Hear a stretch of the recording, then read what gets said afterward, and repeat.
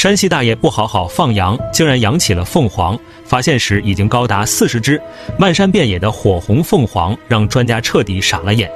难道古籍中的瑞兽真的存在吗？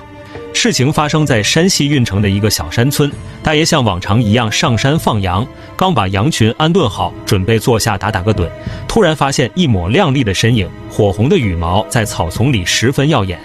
大爷激动地揉了揉眼睛，难以置信，他从来没有见过这么漂亮的鸟，这难道就是神话传说中的凤凰？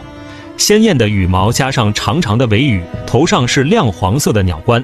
大爷越看越觉得不对，谁曾想凤凰警惕性极高，他刚想凑近看个明白，2只凤凰掉头就跑，一眨眼消失得无影无踪。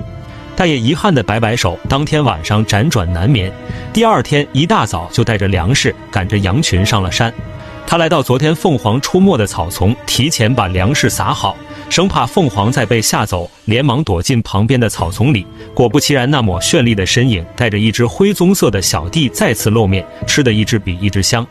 凤凰作为传说中的神兽，合龙自古以来就是民间祥瑞的象征。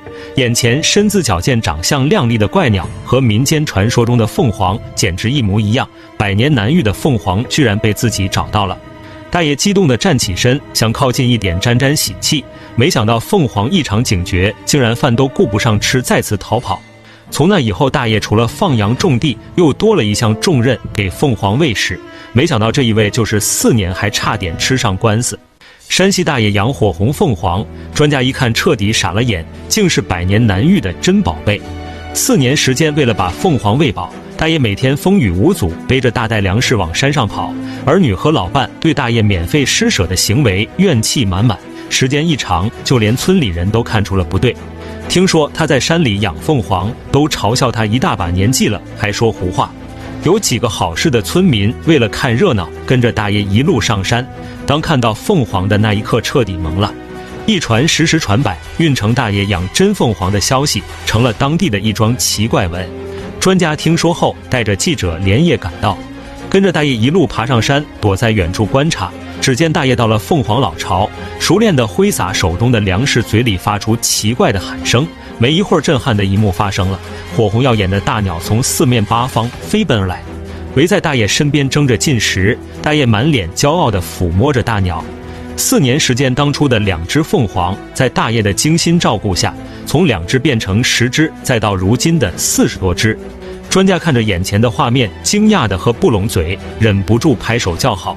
这可是国家2级保护动物红腹锦鸡，又叫金鸡，是我国特有的一种鸟类。因长相神似古籍中的凤凰，作为观赏性鸟类驰名中外。但法律明确规定，国家保护动物禁止私人饲养，但一养就是4年，难道也要被判刑吗？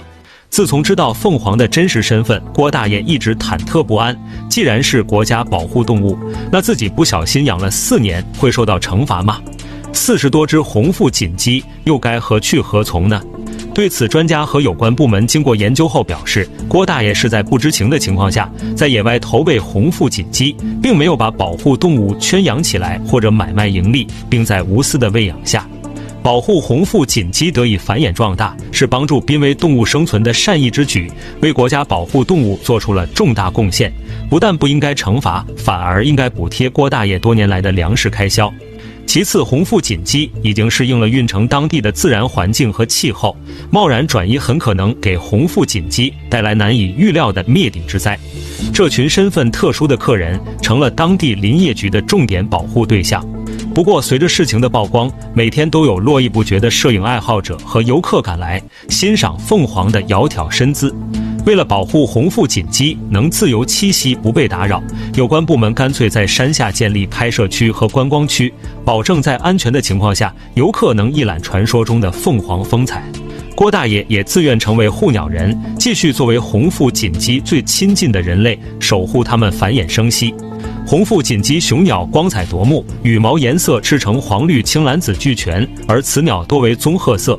每到发情期，雄性为了交配繁衍后代，会和同类激烈搏斗，展开漂亮的羽毛疯狂炫耀，以俘获雌鸟的欢心。